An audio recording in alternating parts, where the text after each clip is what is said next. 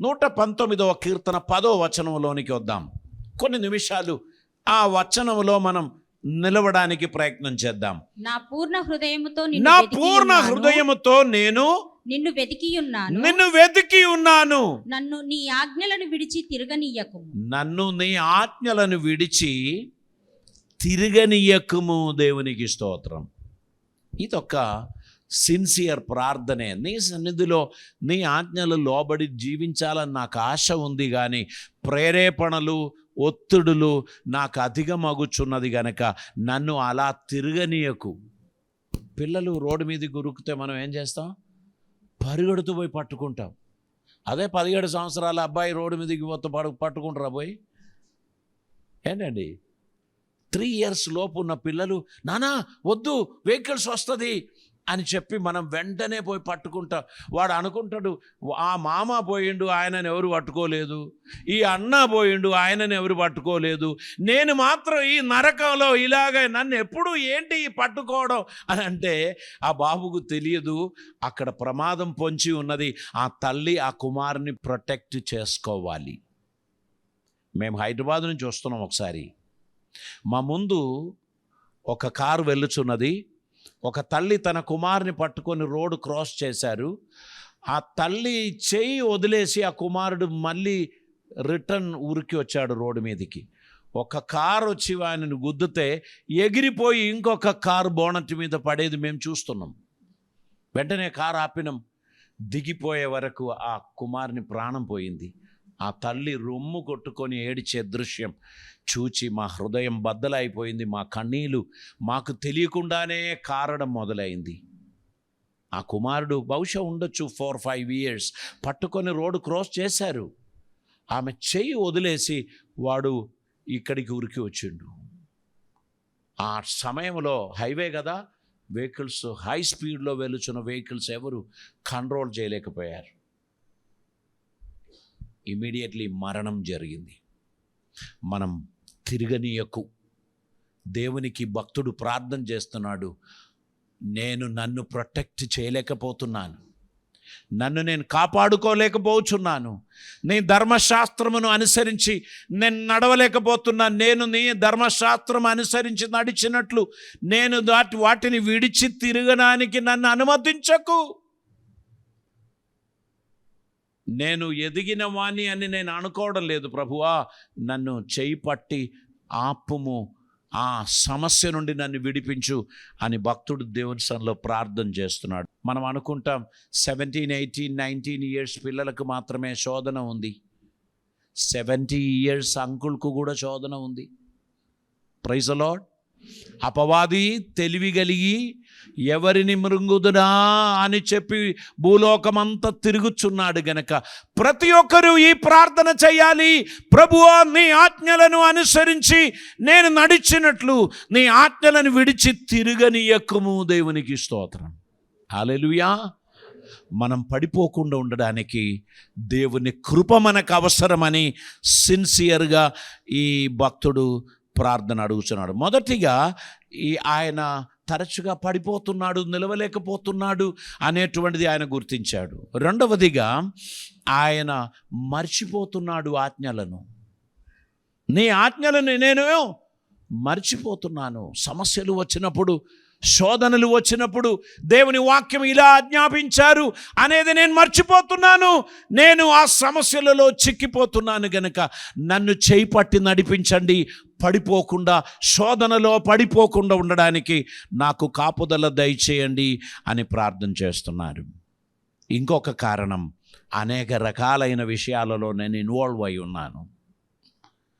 నేను నీ కార్యమును మర్చిపోకుండా ఉండినట్లు నన్ను గుర్తు చేయి ప్రభువా.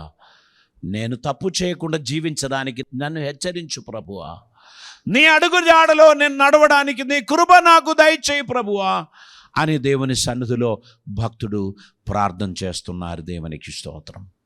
మనమందరం మంచి వాళ్ళమే.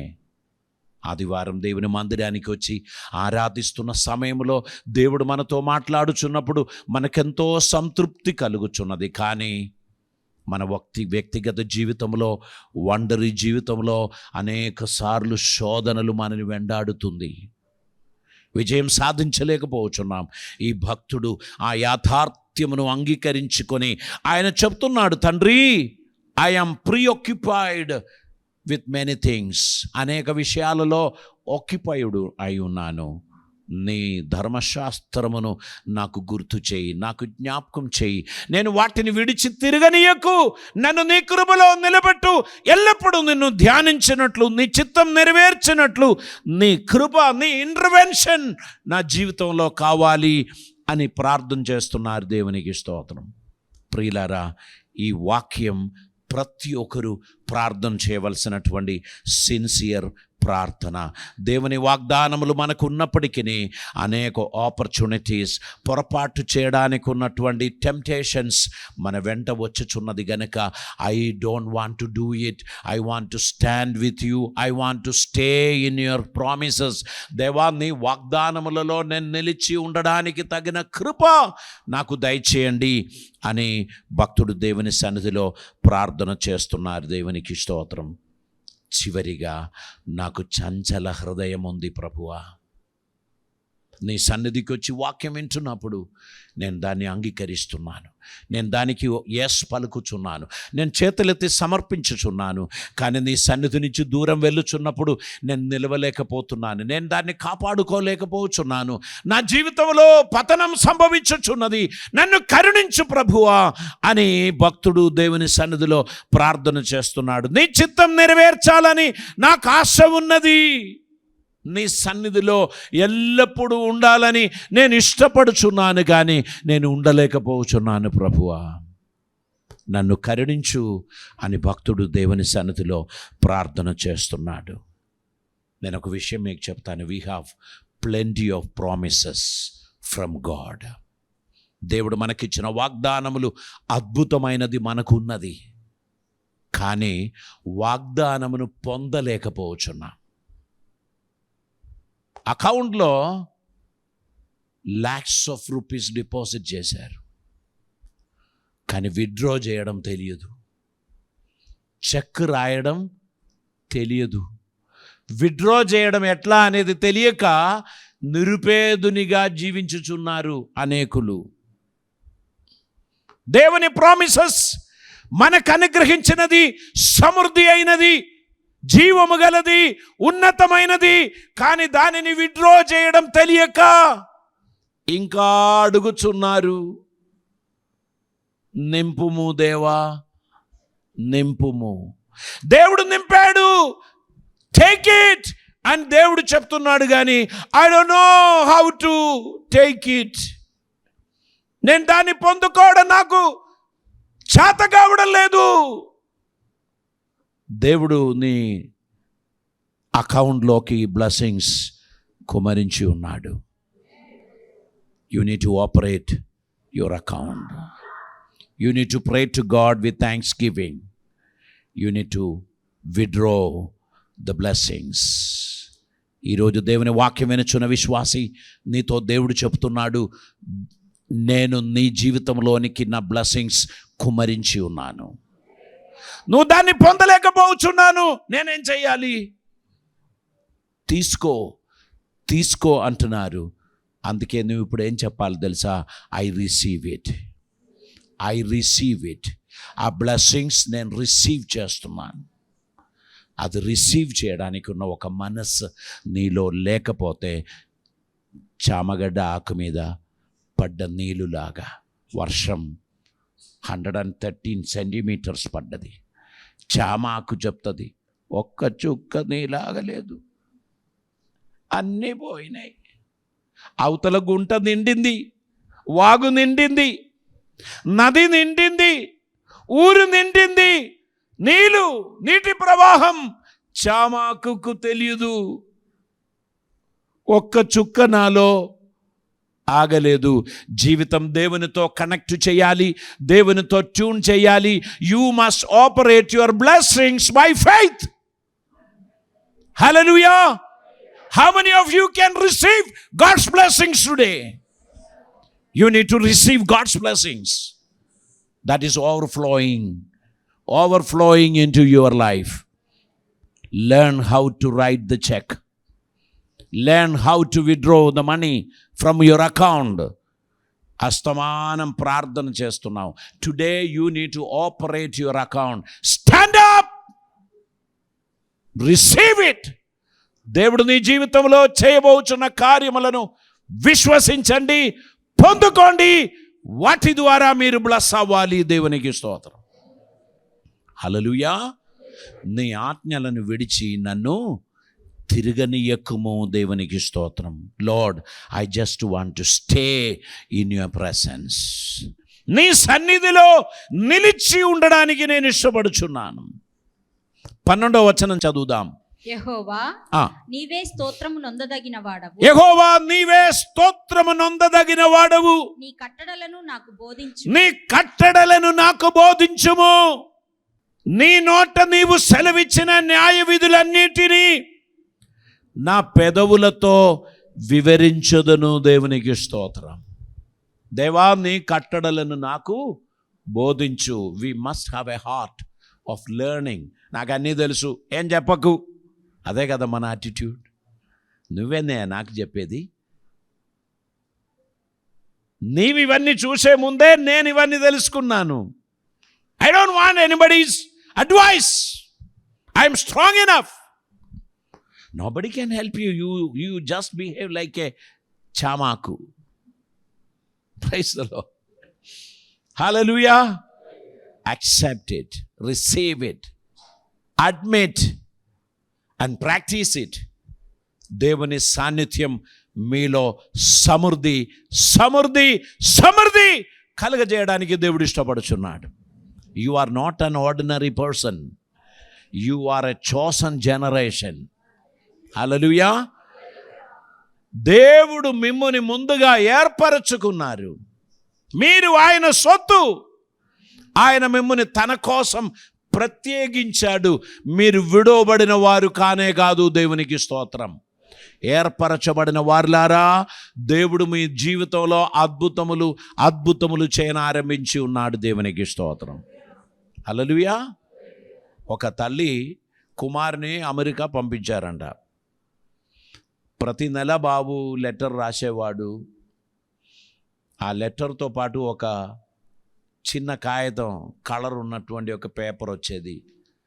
అది ఏది పడేయకుండా దిండు కింద పెట్టేది అమ్మ. లెటర్లో, నేను క్షేమంగా ఉన్నానమ్మా, మీరు క్షేమంగా ఉన్నారని నమ్ముచున్నాను, మీకేమి ఇబ్బంది లేదని నేను నమ్ముచున్నాను, ఆరోగ్యంగా ఉండండి, మంచిగా తినండి, డబ్బు ఖర్చు పెట్టండి, ఏమీ లోపించకు, సమృద్ధిగా ఉండు అని చెప్పి ఈ పేపర్ పంపిస్తే ఆ పేపర్ అన్నీ దిండు కింద పెట్టుకున్నారు. దాని వాలిడిటీ 3 నెలలు మాత్రమే. ఒకరోజు ఈ తల్లి పరిస్థితి ఏం మెరుగుపడలేదు. చాలా బాధలలో ఉన్నారు. అమ్మా, బాబు ఏం పైసలు పంపలేదా? నేను ఏనాడు పైసలు చూడలేదు నాయనా. వాడు లెటర్ రాస్తున్నాడు. ఒక్కసారి లెటర్ నాకు చూపట్టు. ఆ లెటర్లో అద్భుతమైన మాటలు ఉన్నాయి.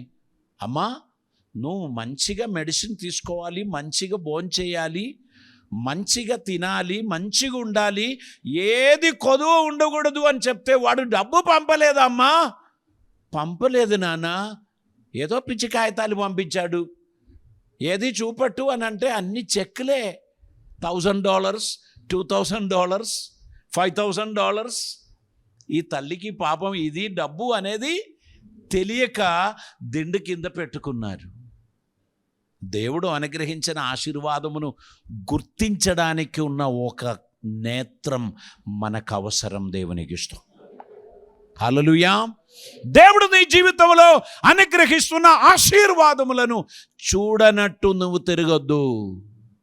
వాటిని యూ మస్ట్ ఫీల్ ఇట్. ఆ స్పర్శ మీకు ఫీల్ అవ్వాలి. దేవునికి స్తోత్రం. When I was sick, I felt his touch. Hallelujah. When I was in trouble, I felt his presence. దేవుని సన్నిధి, దేవుని స్పర్శ అది మీరు అనుభవించాలి. దేవునికి స్తోత్రం. He is available. He is available. He is everywhere. ఆయన ప్రతి స్థలములో, ప్రతి క్షణములో ఆయన ఉన్నాడు. దేవునికి స్తోత్రం. ఆయన స్పర్శను అనుభవించకుండా పోకండి. మీకు ఆ స్పర్శ అనుభవించుచున్న ఒక అనుభవం మీ జీవితంలో ఉండాలి. ఎల్లప్పుడూ లోన్లీనెస్, ఎల్లప్పుడూ నిరాశ, ఎల్లప్పుడూ నిస్పృహలు ఇది మిమ్మల్ని వెంటాడకూడదు. దేవుని స్పర్శ అనుభవించాలి. దేవునికి స్తోత్రం. నేను నీ ఆజ్ఞలను అనుసరించి నడిచినట్లు నీవు నీ ఆజ్ఞలను నాకు బోధించు. మీ ఆలోచనలు నాకు దయచేయి. నడవలసిన త్రోవ నాకు చూపించు. నాకు దేవుడు కావాలని నేను ఆశించుచున్నాను. Lord, I need you. నీతోనే ఉండుటకు నేను ఇష్టపడుచున్నాను. నీవుంటే నాకు చాలు ప్రభువా, నీ సన్నిధి నాకుంటే చాలు అని చెప్పి ప్రభువును ఘనపరచు. సాన్నిధ్యం అనుభవించడానికి మనం ముందుకు రావాలి. మత్తయి సువార్త 5వ అధ్యాయం 1-2 వచనాలు ఈ తరుణములో మనం చదువుదామండి. ఆయన ఆ జన సమూహములను చూచి కొండ ఎక్కి కూర్చుండగా ఆయన శిష్యులు ఆయన యొద్దకు వచ్చిరి. అప్పుడు ఆయన నోరు తెరిచి ఇలాగ బోధించడం ఆరంభించాడు. ఆత్మ విషయమై దీనులైన వారు ధన్యులు, పరలోక రాజ్యం వారిది. దేవుని సన్నిధికి వచ్చుచున్నప్పుడు నీవు ఆశ కలిగిన వ్యక్తిగా రావాలి, దీనుడై రావాలి, ఆకలితో రావాలి. ఆయన నిన్ను తృప్తిపరిచి పరలోక రాజ్యపు సమృద్ధి ఆయన నీకు కలుగజేస్తాడు. దేవునికి స్తోత్రం. హల్లెలూయా. పరలోక రాజ్య సమృద్ధిని పొందడానికి తగిన దీనత్వం, వినయము, సమర్పణ నీ జీవితంలో రావాలి. మనుషుల ముందు నువ్వు చేయి చాపితే వారు ఒక 10 రూపాయల నోటు ఇస్తారు, ఎక్కువైతే 100 రూపాయలు ఇస్తారు. దానితో నీ అవసరతలు ఏమైనా తీరదమ్మా. నువ్వు ఎవరి దగ్గర చేయి చాపాలో తెలుసా? ధారాళంగా ఇవ్వగలిగిన దేవుని సన్నిధిలో మోకాల మీద ఉండి నువ్వు 2 చేతులు పైకెత్తి నీ కుటుంబ సభ్యులు ఎవ్వరూ నిన్ను చూడనప్పుడు నువ్వు ఆయనకు మొరపెట్టాలి. హల్లెలూయా. నీ స్పందన తెలిసి నీ కొరకు దిగి వచ్చి నిన్ను దర్శించుచున్న దేవుడు నీ చేయి పట్టి నిన్ను లేపుతాడు. దేవునికి స్తోత్రం. ఆయన సన్నిధిలో ప్రార్థన చేయాలి. ప్రభువా, ఇదిగో నేను నీ సన్నిధికి వచ్చుచున్నాను, నాకు నీ సన్నిధి కావాలి అని మీరు తెలియపరచుచున్నప్పుడు ఖచ్చితంగా దేవుడు మీ జీవితంలో అద్భుతం జరిగిస్తాడు. మత్తయి సువార్త 7వ అధ్యాయం 28వ వచనం చదువుదామండి. యేసు ఈ మాటలు చెప్పి ముగించినప్పుడు జన సమూహములు ఆయన బోధకు ఆశ్చర్యపడుచుండిరి. దేవునికి స్తోత్రం. ప్రభు మాట్లాడుచున్న ప్రతి మాటలలో ఏమున్నది? ఆశ్చర్యములు ఉన్నది.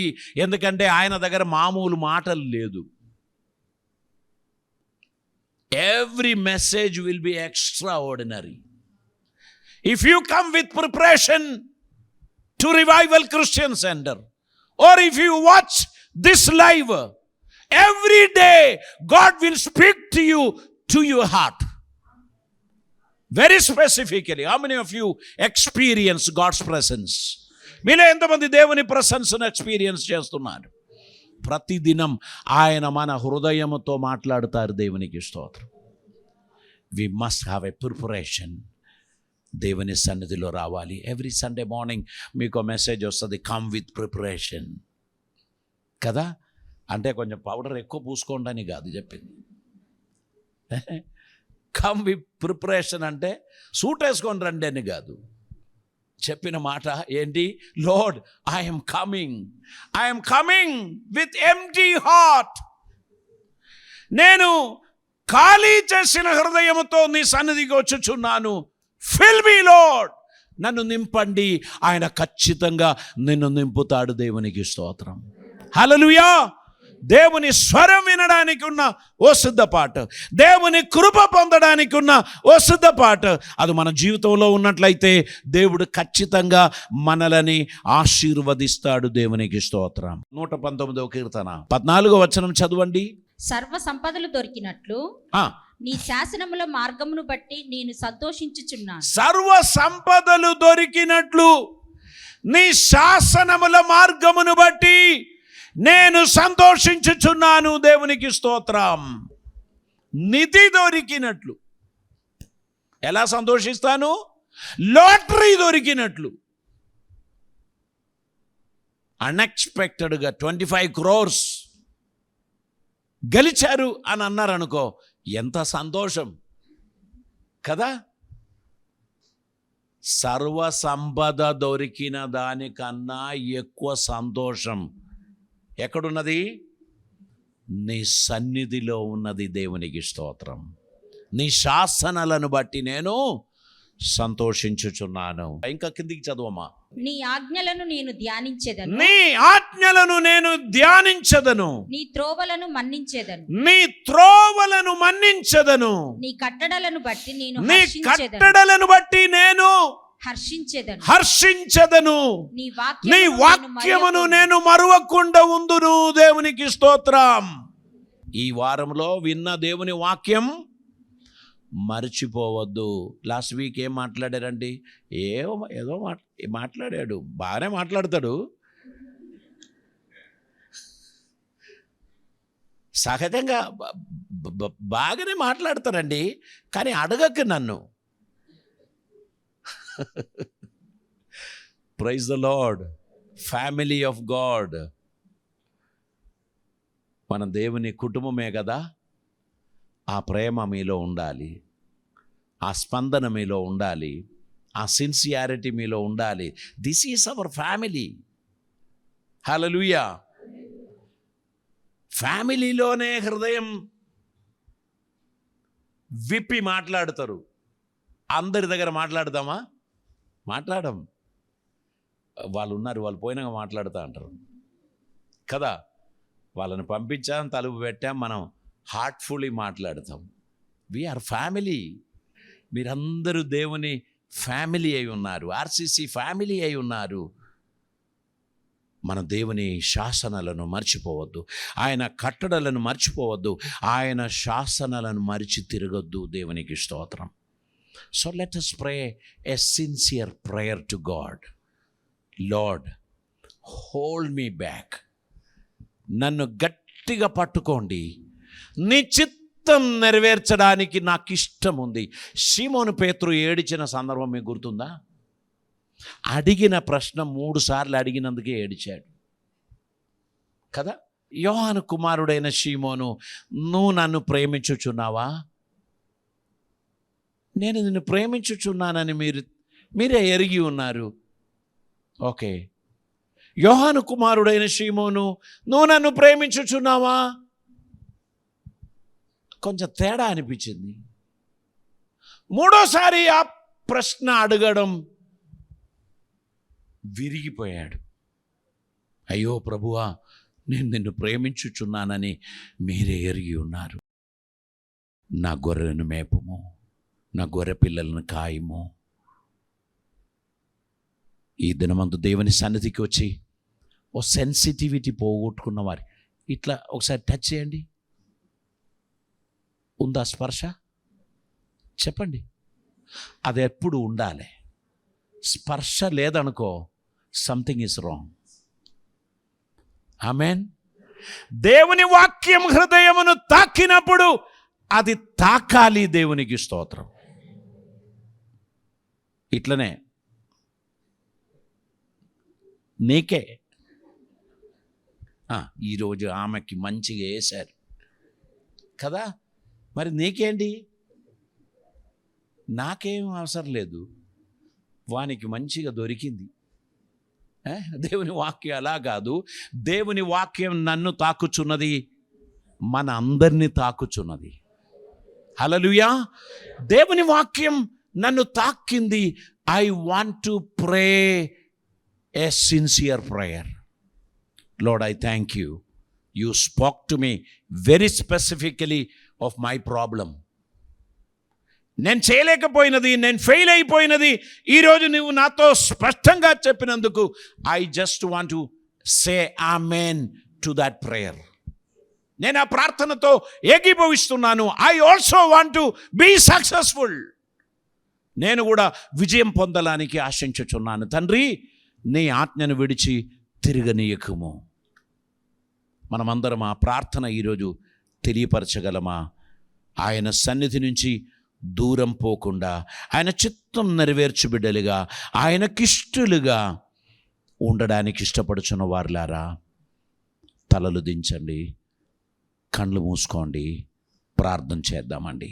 పరిశుద్ధుడైన తండ్రి, కృపామయుడైన దేవా, నీకు వందనాలు. అద్భుతమైన నీ సన్నిధి మాకు అనుగ్రహించినందుకు స్తోత్రం. మాతో మాట్లాడినందుకు స్తోత్రం. నీ కృప మాకు దయచేసినందుకు స్తోత్రం. మాలో ఉన్న అహం తొలగిపోవును గాక, మాలో ఉన్న స్వార్థం తొలగిపోవును గాక.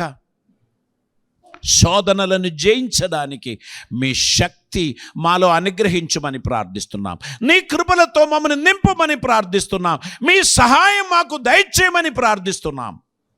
తండ్రి, నీ బిడ్డలందరినీ దీవించండి, ప్రతి ఒక్కరిని ఆశీర్వదించండి, ధారాళమైన కృపలతో వారిని నింపమని, నీ ప్రేమ, నీ సన్నిధి, నీ కృప, నీ కటాక్షం వారికి అనుగ్రహించి వారిని నడిపించి నీవు మహిమ పొందుమని, కృపలతో నింపమని, ప్రతి ఒక్కరిని ఆశీర్వదించమని, మీ సన్నిధిని ప్రసాదించమని, ఈ దినమందు నీ కాపుదలు మాకు దయచేయమని యేసయ్య పవిత్ర నామమున అడిగి ప్రార్థిస్తూ ఉంటున్నాం పరమ తండ్రి. Amen, amen, amen.